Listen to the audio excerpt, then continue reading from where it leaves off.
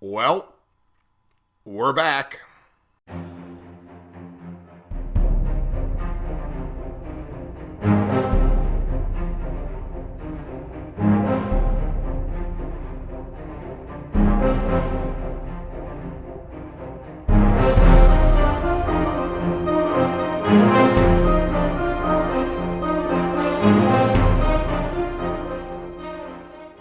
Ladies and gentlemen, boys and girls, children of all ages, what's happening, everybody? Justin, Bridgewater's Finest on YouTube, Blockbuster_guy on Twitter, fueled as always by the incredible folks at Nerd Tees for another year running strong, and welcome to Season 8. Season 8 of my weekly NFL football pick show this season for the 2019-2020 NFL regular season and playoffs. It is the single most exciting time of the year when NFL football comes back to our TV screens, and in just 48 short hours, it will be game day with the Chicago Bears playing host to the Green Bay Packers to kick off our new season. Couldn't be more exciting, and I could not be more excited to be back here with you for my 8th season doing NFL picks.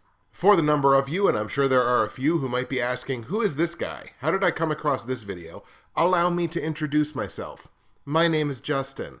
I have a YouTube channel. It's youtube.com/Bridgewater's Finest. Chances are you are on it right now. However, that is not the only place where you can find this content. If you're a podcast boy, like I very clearly am, you can find me on iTunes, you can find me on SoundCloud, and you can find me on pretty well any other podcast app that uses iTunes as its main database. You can find me by searching Bridgewater's Finest on any of those platforms. You can find this weekly podcast in an audio format. Take it with you wherever you go. You can also find me on Snapchat. I have a Snapchat specific to the YouTube channel. On Snapchat, it is BWF_902. You can add me there on Snapchat to find pre-show and post-show content, editing, behind-the-scenes stuff that you can't see anywhere else. You can find that on my Snapchat, BWF_902. And in terms of what I do on this show, I give you straight up against the spread and over-under plays for every single game in the NFL in a given week. Does that mean the show is over an hour? You bet your butt it does. With the show, we do every single game. We pick every single thing, every single game. So that's what I feel kind of sets me apart from a lot of other people that do this. A lot of other people pick and choose which games they're going to talk about. Nothing against that. I just want to do the entire slate. Some people will only pick against the spread and won't pick totals. I suck at totals. I'll let you know that right away. My total picks are not very good and historically have not been very good. And if you've been watching my CFL show this season, you'll know they started out okay and have kind of cratered a little bit. But you know what? The only way you can get better is more reps, more live rounds. So I pick against the spread every week. I pick over under every week. I pick straight up every week. I don't cherry pick my games. What I do have, my top 4 picks, which go at the end of my picks, my platinum, gold, silver, and bronze picks for every given week. Those continue to this season. What I also have with this show is I have a private, straight up football pick'em pool on Yahoo that I've been running every single season that I've been doing this show. So that is now also into its 8th year. You can join that pool. It is a free pool for any of my listeners, any of my fans, my subscribers, anything like that. Anybody can join this pool. And if you happen to win a week, if you have the best week out of everybody else, you get shouted out on this show right before we get into our game picks. So if you would like to join that, what you need to do is you need to go to football.fantasysports.yahoo.com/pick'em. All of this information will also be in the description. So you want to go to that page and you want to click on the link or the button that says join group, or in the website that you went to, you want to add on to the end of that website. So football.fantasysports.yahoo.com/pick'em. You want to add to that /register/join group. You can do either one of those things, takes you to the same place. Now, when you do that, you're going to see a spot for you to put in a group ID as well as a password. In the group ID, you want to put in 21009. That's going to make sure that you're joining the right pool. So 21009. And in the password field, you want to go across your number bar at the top of your page. You want to go 123456789. Sorry, at the top of your keyboard, I should say. 123456789. That's the password. I wanted to make the password as easy as possible. That is the information. That is how you join up to the Bridgewater's Finest Pick'em Pool for Season 8 of this show. But that's not all. I am, of course, a member of the vaunted NFL YouTube prognosticators community. I'm dyed in the wool. I might be a day oneer. And we also have a straight-up pick'em pool for the NFL YouTube prognosticators. Exact same process for joining, except your group ID is 2133. Chris got that started real early, basically as soon as the game launched.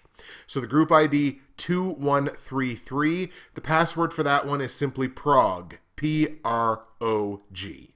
And what sets my pick'em pool apart? Confidence points. Very few pools that I've ever been in employ the confidence point system. So basically what you do is not only do you make your picks every week straight up, but your most confident games are the ones that you want to apply the most confidence points towards. So when you're looking at your list of games, you're going to see a column to the right-hand side of the date of the game, which shows confidence points. Beside each game is a drop-down menu that goes 1 to 16, 15, 14, however many games happen to be that week.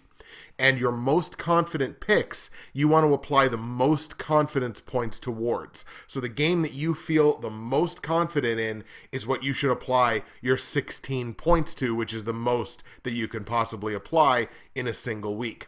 The games that you're kind of iffy on, that you think is a coin flip, could go either way, you want to apply less points to that, because then if you get it wrong, you know, you're not losing out on a ton of points. So those are the games you want to put 1, 2, 3, 4, 5 points. You know, your smaller point values, the name of the game is the most points possible. Of course, if you want to look at it that way, I mean, just get all the games right. Once again, all the information for joining the straight-up pick'em pools, both mine and the official NFL YouTube prognosticators pool, that's going to be in the information below. Chris Carter, the HATBOX Kid, also has a survival pool that's running this year. Information for joining that is in the description below as well. And you're going to want to pay close attention to that description area all season, because that is your main hub of information when you're watching this show. That shows all of my results from the previous week. It shows all of my straight up against the spread and over-under plays for the coming week. It shows all the pool info for the pick'em pools, the survival pools, everything like that. It shows you information on joining the NFL YouTube Prognosticators official Facebook page. Got the link there. And it also gives you information on my incredible sponsors at Nerd Tees. So the Nerd Tees Bridgewater's Finest relationship is entering its third year. Nerd Tees is a small business tea company in Woodstock, Ontario, who I've been partnered with for a number of years. I think I might have actually been her first, Ruby's, who runs the company, I think I might have actually been her first YouTuber. Nerdteas.ca, a fantastic tea company with a ton of great loose leaf tea blends, and you can use my promo code, which is BWFinest, to save yourself 15% on any order off of nerdteas.ca. If you're in Canada, order over $75 worth of stuff from nerdteas.ca, and you can get free shipping anywhere in the country. If you're one of my many American listeners, you get a great conversion on the US dollar. As always, 2 clicks of a button, everything's in US prices, and the prices are excellent. Can't get the free shipping, but you do definitely get the nice friendly bounce there, to employ a basketball term, on the pricing when you change them over to American dollars.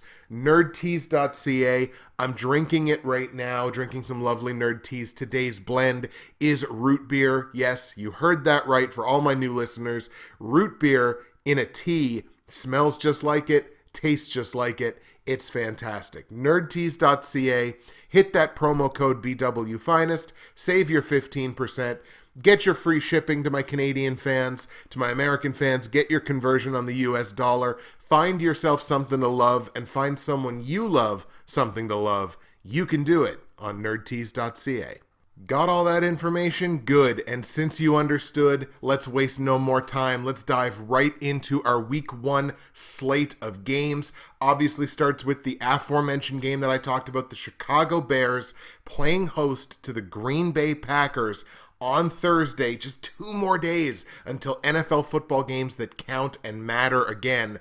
Chicago playing host to the Packers. Now this game, I think, opened the season last year, if memory serves me correctly. I think the game was in Green Bay, and that was the game that Aaron Rodgers gets hurt in the first half. Chicago gets out to a good lead.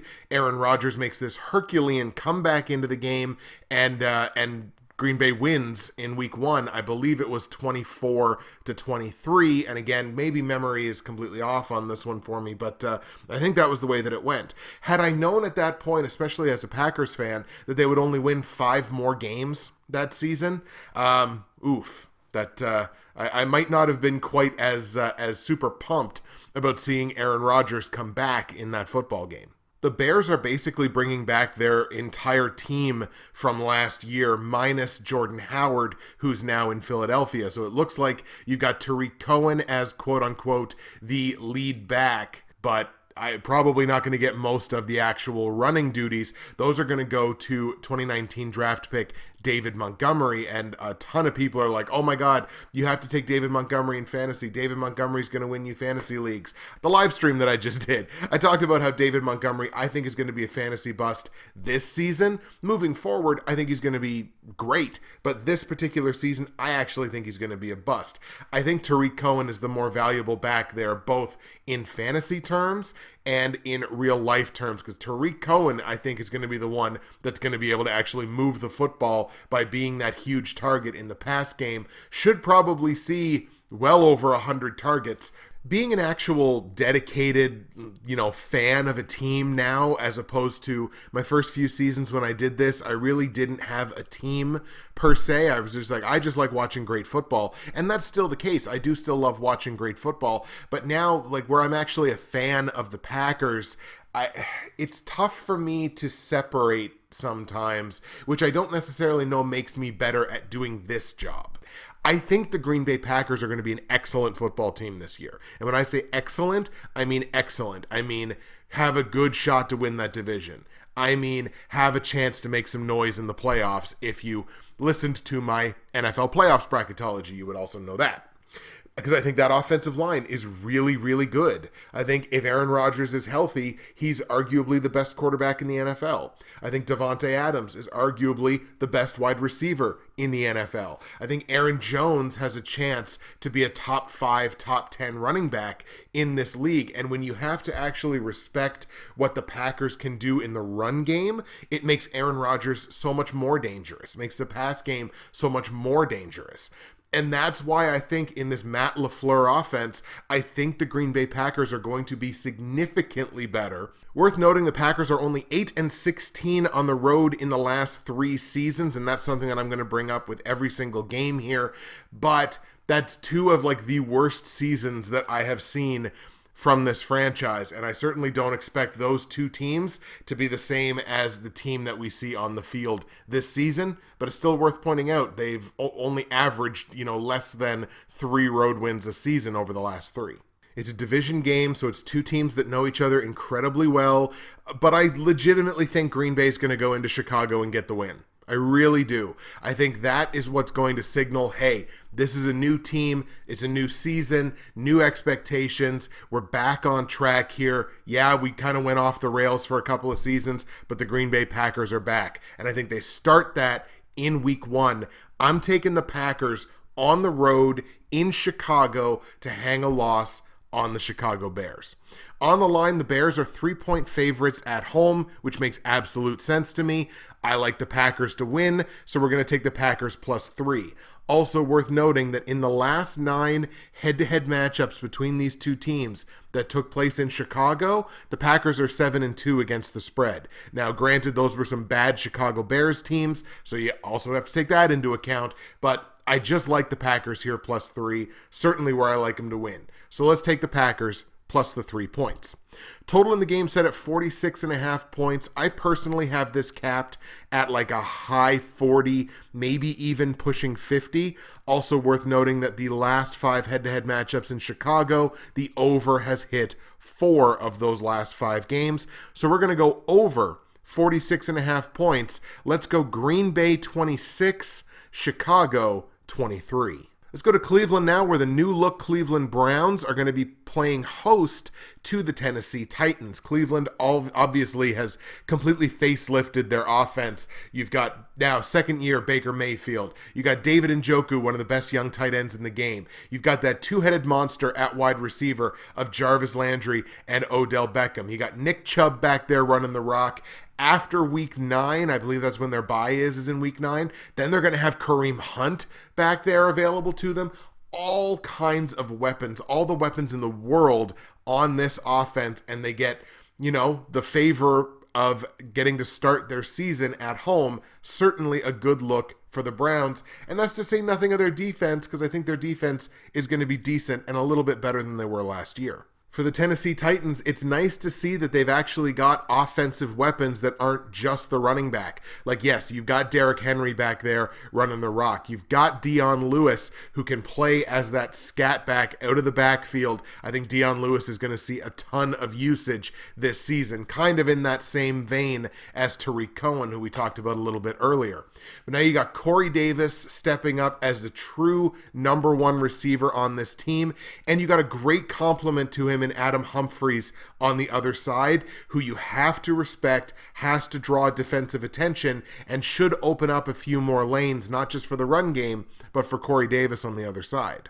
For Tennessee, it's just a matter of which Marcus Mariota is going to show up. Is it going to be Mariota at his best? Is he still a little injury hampered? Is he still going to struggle at the pro level? And if he does struggle at the pro level for another season, I mean, how much longer before Tennessee just tears it apart, moves on from Mariota, and tries to tank for the next great quarterback prospect? I mean, I don't think it's unfair, and I don't think even like Tennessee Titans fans like Keith Bailey in this very community, I don't think it's unfair to ask that question. Tennessee's done a pretty decent job on the road in the last 3 years. They've won 10 of their 24 road games. So yeah, it is under 500, but it's also still double digits. It's over 3 road wins a season. They got a shot at going even money on the road year in and year out. You always play 8 road games, and that's the Baltimore Ravens formula. Do the job at home, like get the job done at home, 8-0, 7-1, 6-2, and then just go even money on the road. And look at that, you're a playoff team. And especially in this division now that does not have Andrew Luck, that division, the AFC South, is wide open.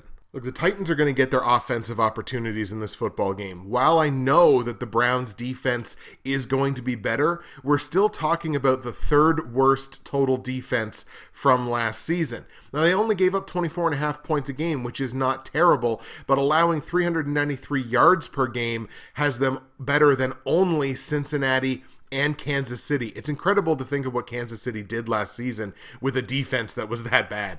I think if there's any avenue for the Tennessee Titans to win this game, it's got to be on the defensive side. They struggled to stop the run last year, but in the secondary, that secondary was incredibly good. Tennessee was They were the number 8 total defense last season, and their secondary was fantastic, only allowing 217 yards per game through the air. I believe that has them in the top 10 in terms of pass defense as well. And that's where this game's going to have to be won for Tennessee. I went on record in my live stream when I said that I think the Tennessee Titans have the capacity to be like a top 5 secondary. And I think that's true. I think they've got the playmakers in that secondary to do that. Great test here in this first week. I actually kind of like the Titans to pull the upset here. I think Tennessee's going to be able to do what they want to do on the offensive side. They'll be able to run the ball. They should be able to throw the ball on the Browns secondary. And then the onus is going to be on that defense to win this football game for Tennessee. I think they're more than capable of doing it. I'm not all aboard the Browns hype train at this point. Let's see what happens after the first few weeks. I'm going to take the Titans in the upset here. Let's take Tennessee on the road in Cleveland to beat the Browns.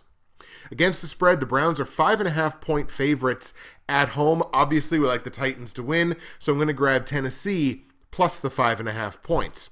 Total in the game set at 45.5 points. Pretty darn good total, actually. I capped this thing right around a mid-40, so that's a pretty darn good total. Worth noting, the two teams did combine to be one game under 500 on the over-unders last season, so not exactly a strong lean. But I think if I'm going to lean on Tennessee's defense to win the game, then I should double down on that and lean on the under. So let's go under 45.5 points in Tennessee-Cleveland. All right, let's pick up the pace here. The Miami Dolphins playing host to the Baltimore Ravens. And legitimate question, like, are Miami tanking? Just wondering, because I don't see any other reason why you trade out Laramie Tunsil if you're not planning on just tanking this season. I have to run under the expectation that is exactly what the Dolphins are trying to do. And not going to be an easy road, certainly not in week 1 against a Baltimore Ravens team that I think they won this division last year, if I remember correctly.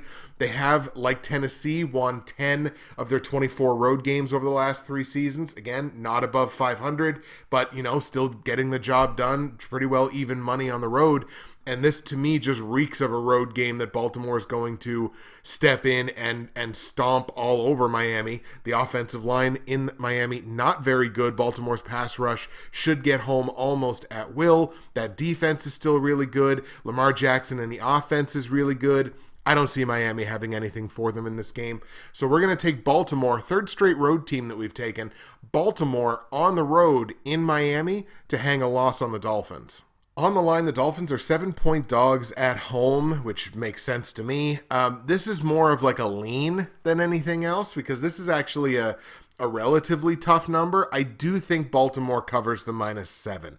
Because, again, I have to run under the assumption that Miami is tanking until they display otherwise. I think they look in that division and go, I think we're the worst team in this division. Might as well get rid of our pieces and build for the future.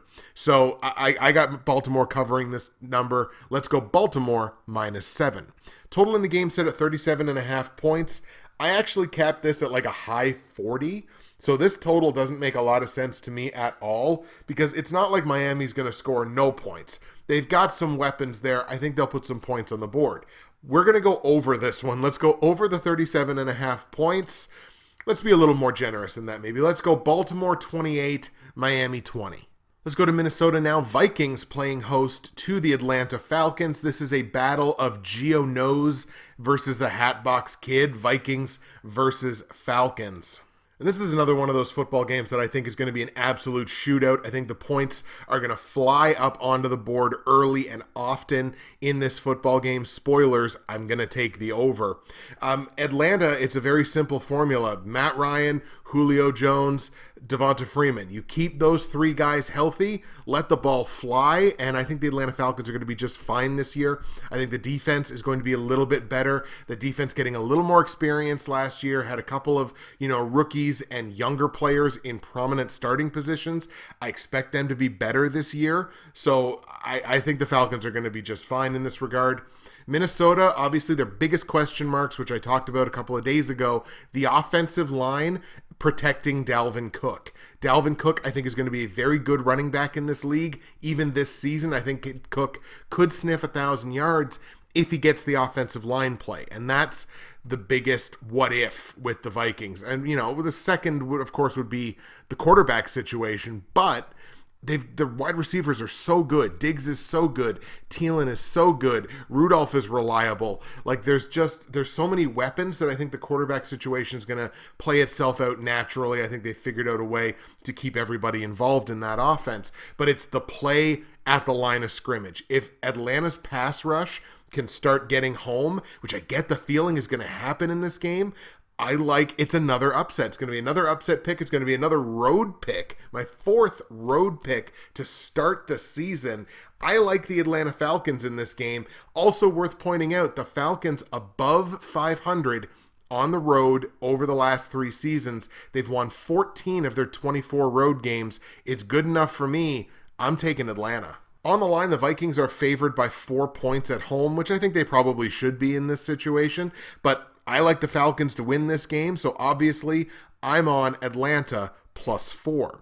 Total in the game set at 47.5 points, a rather middling total, but I've got this game capped at like a mid-50. I think there's going to be a lot of points in this football game, so I feel very comfortable taking the over here. Over 47.5. We are going to go Atlanta 28, Minnesota 27. Heartbreaker. Let's look at our second divisional matchup of the week so far, and we're going to go to New York, where the Jets are going to play host to the Buffalo Bills. And I think this is two teams that will surprise a little bit this year. The Jets, on the defensive side, the defense is not as good as I've seen it be in seasons past. They brought in Lev Bell. And to bring in a guy like Le'Veon Bell and have a run game to support a quarterback like Sam Darnold, who's got a couple of weapons in the pass game as well, Quincy Enunwa and Robbie Anderson, two very good weapons in the pass game, underrated guys. I think this is an underrated football team. At the very least, underrated on the over. I think the Jets are going to put up some points this season. They're going to allow some points for sure. I think the Jets should be a little bit of an over machine this year. The Buffalo Bills, unfortunately, only 8-16 on the road in the last 3 years, but again, that's a couple of not very good Bills teams that I think harken back to like the Nathan Peterman era at quarterback. Times have changed, and I think the Bills, on the defensive side especially, I think the Bills are a sleeper, like great defense. I don't know that they're necessarily going to be great this year. I think they're going to be a good, maybe even very good defense this year. But I think that is a team that, especially on the defensive side, is going to take some people by surprise. You're looking at Frank Gore, the ageless wonder, needing less than 600 yards to break Barry Sanders' rushing yards record. He's basically going to be the lead back in Buffalo this year, but don't count out Devin Singletary, who I believe they drafted in the 3rd round in 2019. This is a kid that's going to get plenty of touches this season, but Frank Gore is a player that I am rooting for this season. I really want him to get to that mark. Now, yes, it took him like 5 extra seasons than it took Barry Sanders, but that's not the point. The point is, if he gets there, it's history, and you always want to see history. This Bills team, I think they're going to be good on the ground. The defense, I think, is going to be solid.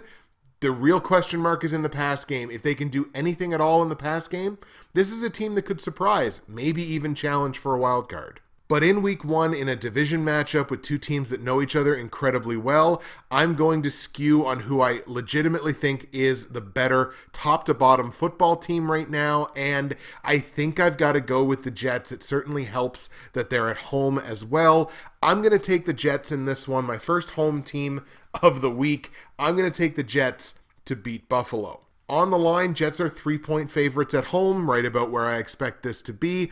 I like the Jets to win. That's a small price to pay. So we're going to lay the 3 points, take the Jets -3. Total in the game set at 40 points exactly.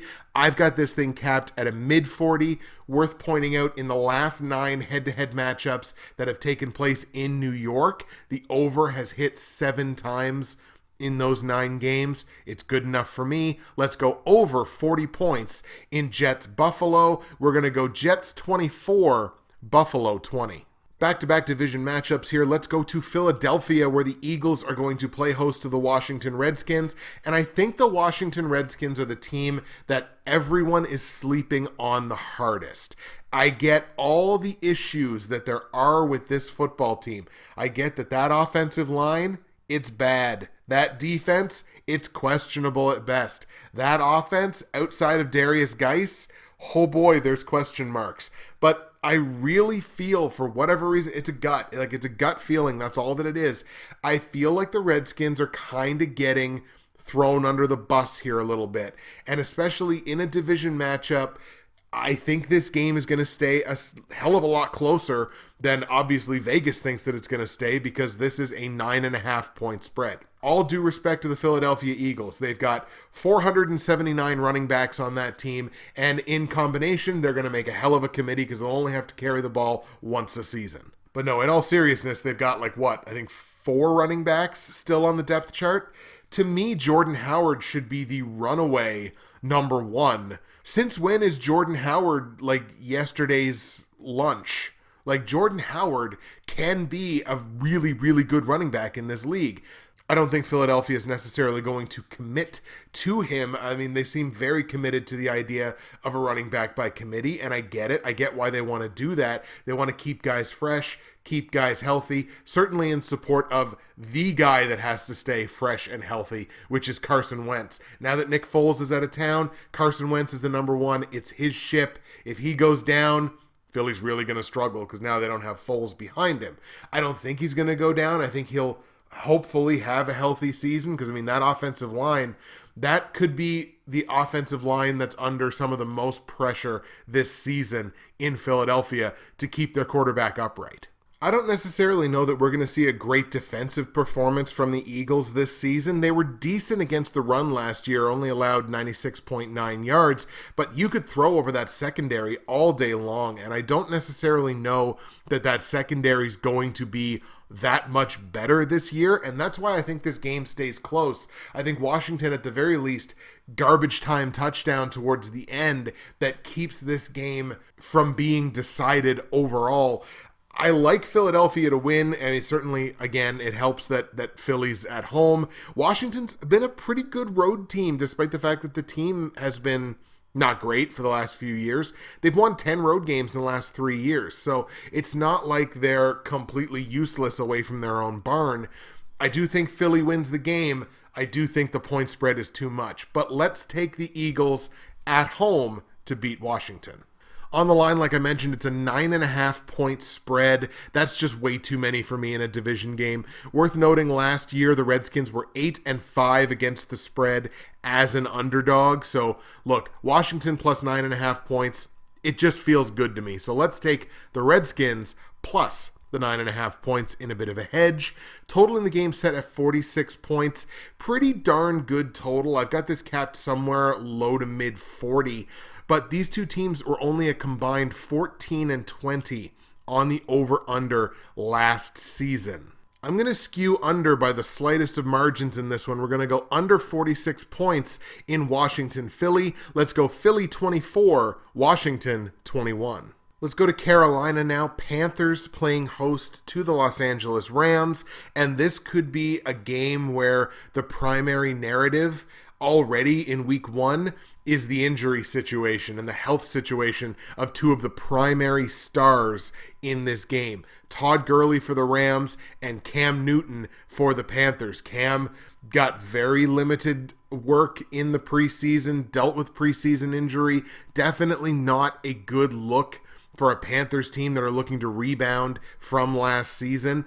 And with the Rams, I mean, look, you've got a potential franchise, well, not potential, a franchise running back at 25 years old who's already dealing with arthritis in his knee. That's a significant problem for a guy that you would think should have 5 to 6 more years, maybe even a couple more, of being a premier running back in this league. The Rams have had a nice string of really, really good regular season football teams. That's led them to a 16-8 record away from home in the last 3 seasons. One of the best in football during that time. Not quite the best, but one of the best records in football over that time period. The Rams are one of a few teams that you can arguably have your top star in a guy like Todd Gurley. You can have him either be limited or not playing, and it's almost like you don't notice it because there's still so many weapons on the offensive side for this team. Jared Goff, I don't understand why he's not one of the first 5 quarterbacks off the board in fantasy purposes, because look at all the weapons you've got. You've got Robert Woods, you've got Cooper Kupp, you've got Brandon Cooks, you've got all these weapons to throw the football to, and Jared Goff's going to have another excellent season where he's routinely putting up 300-yard games. Outside of an injury, I don't see what stops it. Panthers are going to be looking to improve on the defensive side on both sides of the ball over last season. They were a middle-of-the-pack defense last year. I think they were number 15 or number 16 overall. They only gave up about 24 points a game, which is not atrocious. They were a little weak against the run. They gave up over 110 yards per game running the football. So if Todd Gurley does play in this game, which I haven't actually looked at the injury report, I think he is going to, but I mean, could very well be in a limited role. But I mean, there's no reason Todd Gurley can't put up a 100-yard game on the Panthers defense. I don't think they've done quite enough in Carolina to really change that defense over to where this becomes like a dominant run defense, which maybe they might need to be to win a few of these football games, especially in that division. Solid protection on the O-line probably means Carolina's pass rush doesn't get home all that much in this game. I just don't see a reason not to take the Rams here. So we are going to take the Rams on the road in Carolina to hang a loss on the Panthers. On the line, Panthers are 3-point dogs at home, which kind of made me feel like I wanted to hedge. But man, 3 points is really not that much of a price to pay here. We're going to take the Rams -3 in Carolina. Total in the game set at 50.5 points. I've got this thing capped at a high 50. Could even push 60 points. Feel really good about taking the over here. We're going to go over 50.5 points. Let's take the Rams 33, the Panthers 26. Let's go back to the division matchups now and go to Dallas, where the Cowboys are going to play host to the New York Giants. The Giants, one of the most talked about teams in the offseason. If for nothing else, then what in the world are they going to do at the quarterback position?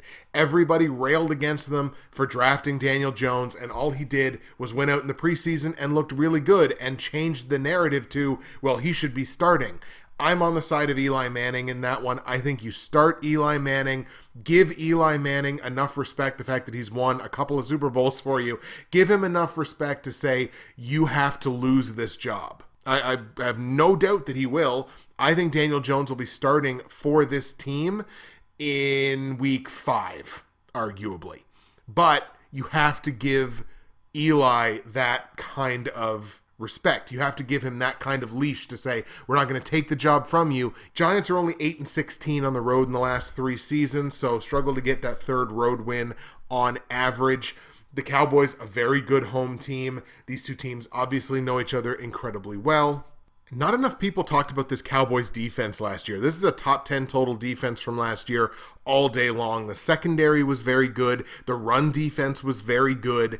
As a whole, this Cowboys defense, you think about the weapons that they have on the offensive side, although the whole Zeke Elliott thing is obviously a big question mark, but the weapons they have on the offensive side, that defense will win them football games, and that defense can very easily win them a football game like this one. The Zeke Elliott thing, maybe you might see him sign before the season. Maybe he misses week 1, maybe he misses week 2. When the Zeke Elliott thing gets done, because it will get done, it's a lot of rich people posturing and athletes saying, I'm not going to give an inch. And that's what both of them, I guess, are supposed to do, although rich people posturing just feels way grosser to me.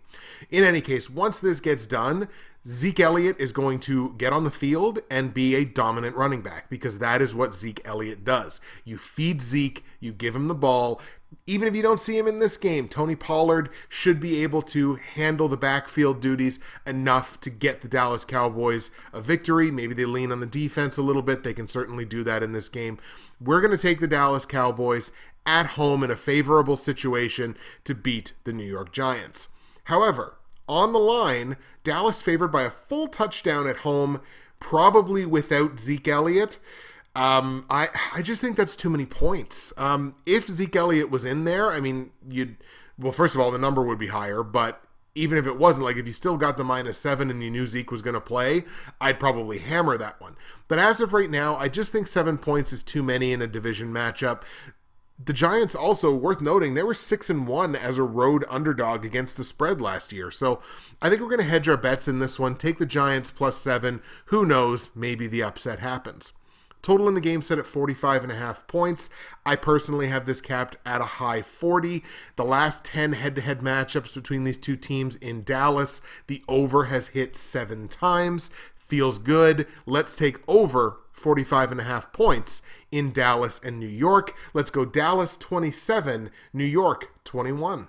Let's go to Arizona now, where Kyler Murray will get his first live rounds as an NFL quarterback at home against the Detroit Lions. Detroit, not exactly the most formidable of opponents that Kyler Murray could have faced in week one, just as a whole or from the defensive side of the football. But it is worth noting Detroit has been quite good on the road in the last 3 years for a team that's been, average to a little mediocre. They've won 11 road games in the last 3 years. The Lions secondary was a top 10 pass unit last season, only allowing 224.9 yards per game. Now, you could run on them. They gave up $110 on the ground last year, and that's where I think Kyler Murray has a chance to excel in this football game. He uses his feet, gets out of trouble, gets out of the pocket. That Lions pass rush is okay. I don't think it's fantastic. Kyler Murray should be able to do some damage with his feet on the ground. But, and I say this in all due respect to the fact that this is a brand new season, the Arizona Cardinals defense is going to be eaten alive by Kerryon Johnson. Arizona stopped absolutely nobody on the ground last year, gave up well over 150 yards per game running last year, and this is the game, if none other, this is the game that you commit to Kerryon Johnson running the football 20 times, because that's going to open up everything for Kenny Golladay in the pass game. That's going to open up everything for your tight ends in the pass game to do your short yardage damage. That is going to open up everything for this offense to give Matt Stafford a little support where maybe he doesn't have to throw the ball 50 times a game. I like Detroit in this football game because I think the run game is what's going to set the pace for them. It's going to allow them to dominate time of possession.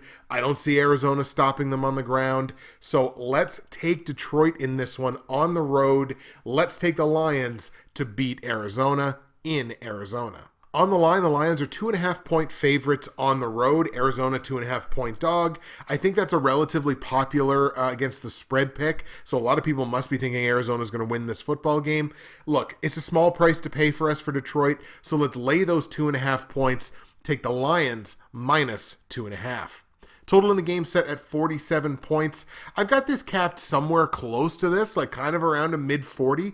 But these two teams combined to go 13-19 over/under last season. I'm going to lean on the under in this one. Let's go under 47 points. We're going to go Detroit 27, Arizona 19. Let's go to Tampa Bay now for the most mind-boggling game of the week to me. The Tampa Bay Bucks playing host to the San Francisco 49ers. And what mind boggles me is how many people think San Francisco is going to win this football game. So, the last 3 seasons, do you know how many games the San Francisco 49ers have won on the road? I'm holding up 4 fingers right now. You can't see it because it's a podcast. Holding up 4 fingers. That's how many road games the 49ers have won in the last 3 seasons. 4. They are 4-20. That is a bad road team. That is an all-world bad road team. And I get it. There's reasons to be optimistic in San Francisco. No question about it. You got Jimmy G coming back, hopefully fully healthy.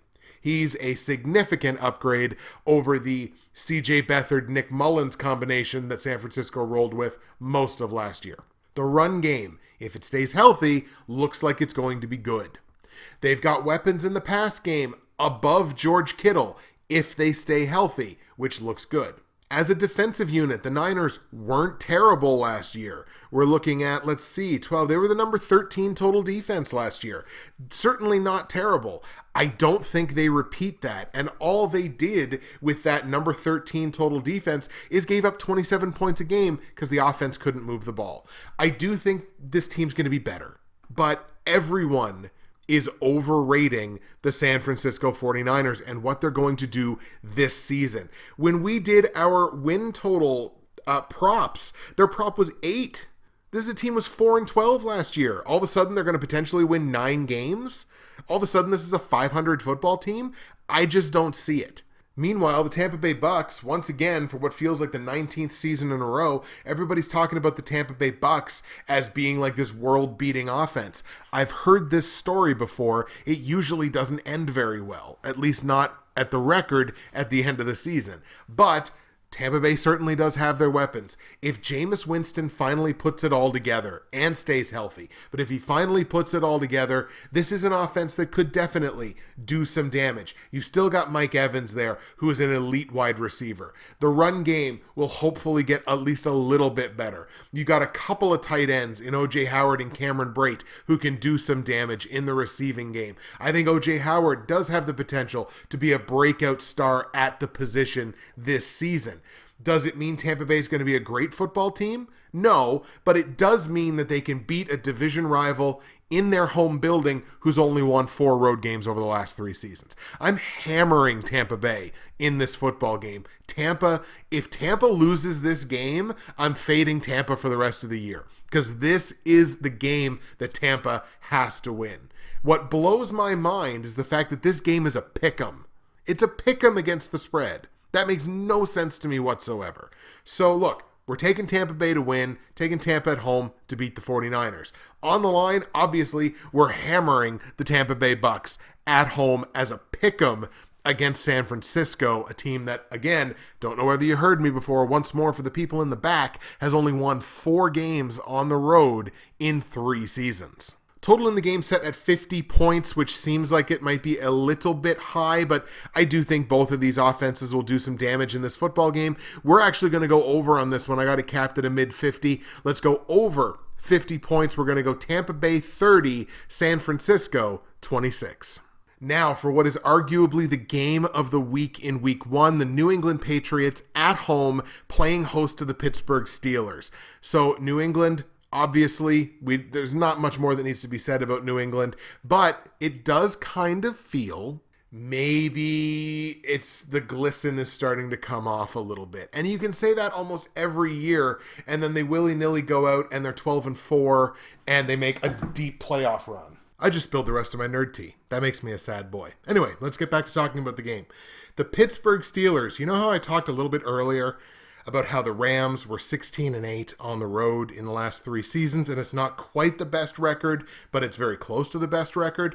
The Pittsburgh Steelers, of all the teams in Week 1 who are playing games on the road, the Steelers are 16-7-1 on the road in the last 3 seasons. The definition of road warriors. They even had that tie against Cleveland, I think, last year. Maybe due to their incredibly soft strength of schedule, the Patriots defense is getting a lot of chatter in terms of like being an elite fantasy defense this season. And I can see how it's going to happen. And I think they might have to start going back to those days where they had to lean on the defense a little bit stronger than they've had to in seasons past because the offense has been so elite and so prolific. And look, there's plenty of weapons on that Patriots offense, and it's still Tom Brady back there. But I do think they're going to have to start leaning on the defense a little bit more this year, which I think is going to be a problem against the Pittsburgh Steelers, who can put up points in bunches. For the Steelers, obviously the biggest question mark on offense, how does Juju transition? How does he make that transition from the slot to a true outside number 1 receiving threat? They've got enough weapons that Juju might even see some single covers, and they really need to take advantage of when Juju gets a single cover. Pull him on those slants, pull him on the drag routes, get him in the middle of the field where he's comfortable and let him do his work. I think Pittsburgh's a smart enough team that they've already figured that out, and that's probably already what they're game planning for. I think this Steelers defense is underrated as well. So this could very well come down to a battle of the 2 defenses. But Pittsburgh was the number 6 total defense in the NFL last season. Their secondary was very good. Their run defense was quite good. They only gave up 23 points a game, 22 and a half actually. So this Steelers defense, I don't think enough people are talking about the playmakers and the solid talent that's on that Steelers defense. I kind of feel like the upset's going to happen here. I call them like I see them, and I see this as a Steelers victory. Let's take Pittsburgh in New England to hang a loss in Week 1 on the Patriots and on Bill Belichick and on Tom Brady and on everything that goes along with the Patriots. I think Pittsburgh goes into New England, goes into Gillette Stadium, and picks up that win. Let's take the Steelers to beat the Patriots. On the line, obviously, with the Steelers 6-point dogs on the road, I like them to win. We're going to take Pittsburgh +6. Also worth noting, the Steelers were 5-0 against the spread last season, as an underdog. And in games on the road, 4 of those 5 games did come on the road. So they were 4-0 as a road underdog last year. I really like Pittsburgh +6.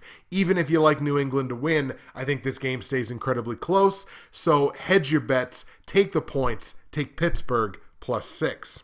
Total in the game set at 51 points even. I've got this capped very close to this, but the two teams were combined 15 and 20 on the over-under last season. So I think I'm going to skew on the under here. I think we're going to go under 51 points in Pittsburgh, New England. Let's go Pittsburgh 26, New England 24. And the last game we're going to look at before we get into the platinum, gold, silver, and bronze picks for week 1 is another division matchup, the Oakland Raiders playing host to the Denver Broncos. Neither one of these teams could be considered offensive juggernauts last season, holding the number 19 and number 23 total offenses from last year, respectively. Denver number 19, Oakland number 23. What Denver could certainly do very well, run the football.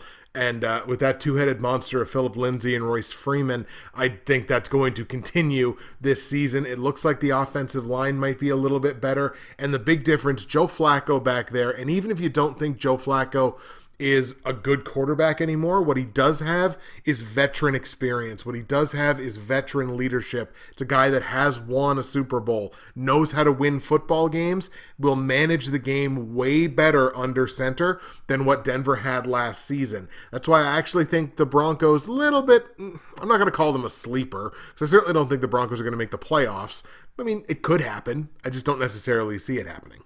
The Oakland Raiders, as is Oakland Raider tradition, have been a gigantic tire fire since the beginning of the offseason. I mean, everything that's gone on with the Antonio Brown saga and, drafting Josh Jacobs, which I thought was an excellent move, but I don't necessarily know how much they're going to commit to him because they seem very committed to the whole, Derek Carr to AB all day. And it's like, oh boy, I don't know. I mean, the biggest difference in this football game is going to be the ground game, and it's going to be Denver's ability to move the ball on the ground with 2 very good running backs and Oakland's inability to stop that. Last season, they gave up over 140 yards rushing on the ground, did the Oakland Raiders. Now, these two teams were relatively close in terms of total defense. I mean, the Broncos gave up 365 yards a game. The Raiders only gave up 381, but where the Broncos were able to translate that into only allowing under 22 points a game, the Raiders allowed over 29. And that's the difference between a good defense and a defense that only kind of looks like it's okay. I really expect the Broncos to really control this game on the ground. Big game for Philip Lindsay. Decent little game for Royce Freeman, I think, as well. And I like the Broncos here, even though the game's in Oakland. It's a division matchup. They know each other very well. Yes, Denver's only won 8 road games in the last 3 years, 8 out of their last 24, but I do like them to go into Oakland. Maybe a bit of an upset, although the game right now sits at a pick'em against the spread, but I just like Denver here. I'm going to take the Broncos on the road in Oakland to beat the Raiders. On the line, like I mentioned, the game is a pick'em, like Denver to win. Let's take Denver as a pick'em. And total in the game set at 43 points. I think I got a skew under on this. I got it capped at a low 40, which is basically what a 43 is. But the last 5 head-to-head matchups between these two teams, the over has not hit. 5 straight unders between Denver and Oakland. So let's stick with that. We're going to go under 43 points. We got Denver winning by a single point, 21-20. All right, folks, here we go. Platinum, gold, silver, and bronze picks for week 1 in the new NFL season. We start, as always, at the bottom with the bronze pick, and my bronze pick is the New Orleans Saints playing host to the Houston Texans. This might seem like a bit of a dangerous game to put as like one of these top 4 picks because it's 2 pretty decent football teams going head to head, and I definitely understand that. I'm a big fan of the New Orleans Saints. I really like the Saints. I like Drew Brees. I love the pieces that they have on that offense. The Houston Texans, I love the pieces they have on that offense as well. However, the Texans have only won 8 of their 24 road games in the last 3 years, so they struggle to get that 3rd road win. Not what I would call a good team away from home. The Saints are a tremendous football team at home. I realize there's this this thing with the Saints like not winning games in week 1. I know they really, really struggle in week 1 and tend to hit the groove a little bit later. I think this is the season that they buck the trend on the way to a deep run in the playoffs. Let's take the Saints at home to beat the Houston Texans. There's, of course, now going to be a couple of question marks about that Texans defense after they shed themselves of Jadeveon Clowney. And if you have question marks on the defensive side, a team like the New Orleans Saints, a quarterback like Drew Brees, in a situation where they get to play you at home, I think they're going to kind of eat them alive here. So I really like the Saints in this football game. Let's take New Orleans at home to beat the Texans in week 1. On the line, the Saints are favored by a full touchdown. This might feel like a little bit more of a lean maybe, but depending on how they move the ball on the offensive side, again, I think the Saints could arguably run away with this football game. Again, the Clowney trade certainly does Houston's defense no favors.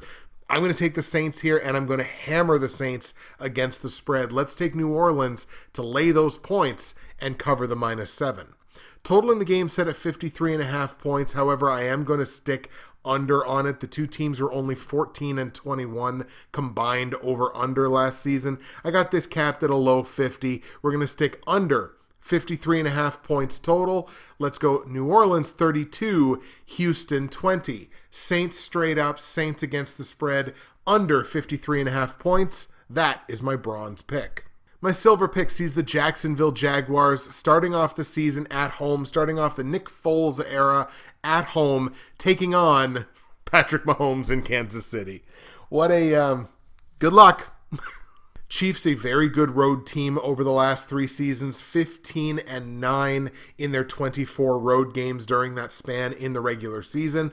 Of course, Kansas City bringing back basically everybody on the offensive side. Tyreek Hill, Travis Kelce, obviously Patrick Mahomes. The running back situation will be one to monitor, definitely, because, you know, they brought in LaShawn McCoy, who got cut from Buffalo, and they've got Damian Harris there, and they've got other kind of utility players. So the running back situation will be really interesting. But again, Andy Reid's a running back whisperer, so, you know, what are you going to do? Really, what needs to be seen is it needs to be seen whether that Kansas City defense will be able to do anything this year. Like, will they be the worst total defense again? Like, they weren't quite the worst total defense last year, but they basically were. So are they going to repeat that? And if they repeat that, how deep a run are they actually going to make? The Jags, obviously, bringing in Nick Foles. He's their new QB1. Looks like Leonard Fournette is healthy and has hopefully put those hamstring injuries behind him. That's obviously a big question mark. But, I mean, I like Leonard Fournette as a player. I had him on my dynasty team for a couple of years. Just traded him this offseason. Wish him nothing but the best. Hopefully he's put those injuries behind him. I just need to see it first. And between the two teams, the Jags are definitely the superior defense. I just don't necessarily think that that's all going to come together in week 1 against this incredible Patrick Mahomes-led offense. We're going to take Kansas City here on the road in Jacksonville. I like the Chiefs to beat the Jags. On the line, the Jags are 3.5-point dogs, so you do have to kind of pay that extra half point. But I think Kansas City should cover this with relative ease. It still feels like a small price to pay, even with the half point. So we're going to lay the points on Kansas City and take the Chiefs minus the 3.5 points. Total in the game set at 52. I do have this thing capped at a mid-50. Worth noting, Kansas City 7-1 on the over away from home last season. So only one time did they go under on the road last year. We're going to go Kansas City 33, Jacksonville 21. We're going to go over the 52-point total. Kansas City straight up, hammering Kansas City against the spread over 52 points. That is the silver pick. My gold pick sees the Los Angeles Chargers playing at home against the Indianapolis Colts, and this is just plain me picking on the Colts. This would have been my platinum pick had the whole Melvin Gordon thing not been happening. Like, if Melvin Gordon had been in camp and this team was going into week 1 at full power, this very easily would have been my platinum pick, and the number would have been significantly higher against the spread. But they don't have that. Even without Melvin Gordon, the Chargers with Austin Eckler in the backfield are more than capable of beating an Indianapolis Colts team that no longer has Andrew Luck, that has Jacoby Brissett, who at this point right now is a game manager at best at quarterback. That defense, I don't think, is going to be fantastic this year. They have room to grow, but not fantastic. The O-line is going to be good. The run game is going to be good with Marlon Mack, but the Chargers front seven on defense is excellent. So I think they'll be able to bottle that up. It's just not going to be good times for the Colts in week one. We're going to take the Chargers here at home, favorable situation to beat Indianapolis. Against the spread, the Chargers are 6.5 point favorites at home, and I'm going to lay those points and take the minus 6.5 just because it's under a full touchdown. I think they could very easily win this game by a full touchdown. That's the way we're going to be going with the final score. So let's take the Chargers minus the 6.5. Total in the game set at 44.5 points. I personally have this thing capped at a low 40. And even with Melvin Gordon and even with Andrew Luck, these two teams were still under 500 combined on the over-unders last season. So we're going to go under the 44.5 point total. Let's go Los Angeles 24, Indianapolis 17. Chargers straight up, Chargers against the spread, and under 44.5 points. That is your gold pick. And the platinum pick sees the Seattle Seahawks starting off the season at home against the Cincinnati Bengals. And like I just picked on the Colts, I'm picking on the Bengals. Colts, by the way, I don't know whether I mentioned it in the last pick, only 9-15 on the road in their last 3 seasons. Bengals are even worse. Bengals are only 7-17 away from their own building in the last 3 years. They're definitely struggle to get that third road win on average, basically only winning 2 road games a year. I certainly don't think they're going to start the season by winning in Seattle. Seattle bringing in Jadeveon Clowney, that defense much better. That could be a top 5 defense again this season. I think the offensive line, that's the big question mark. Is the O-line going to play better? Because if the O-line plays a little bit better and Russell Wilson's not running for his life on every play, this Seahawks team is going to be deadly this year. Double-digit wins for sure. Could even press for the division. That's how good I think this Seattle team has the possibility to be, depending on their play at the line of scrimmage. But I have no question marks about that defense.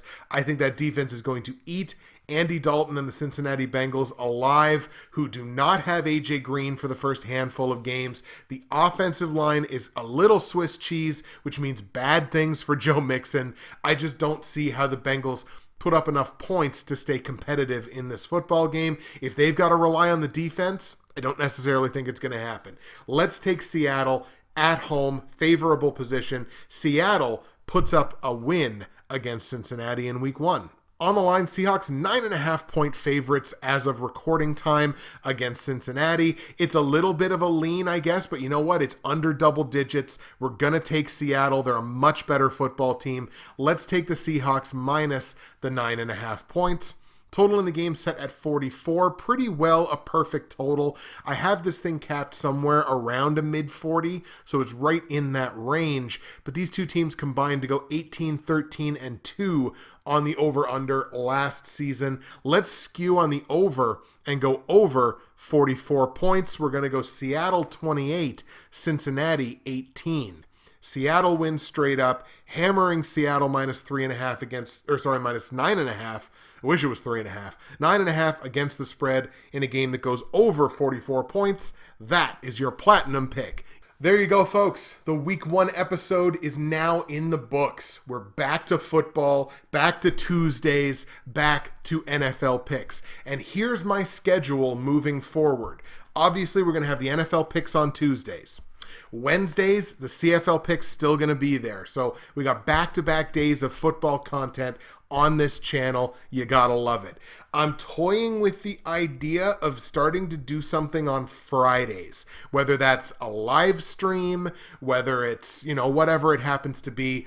I'm kind of toying with the idea of like Friday nights, maybe even like, 9 p.m. Eastern, something like that. Maybe starting to toy with the idea of live streaming for a couple of hours, but we will cross that bridge when we come to it. As of right now, NFL Tuesday, CFL Wednesday, we're back, baby. Cannot wait to watch these games. NFL football finally back in just 48 short hours. That's it for me, Justin, Bridgewater's Finest on YouTube, Blockbuster_guy on Twitter, fueled as always by the nerd teas that I sadly spilled on the floor. Enjoy the games in week 1, and we will see you again next week for week number 2. We're back.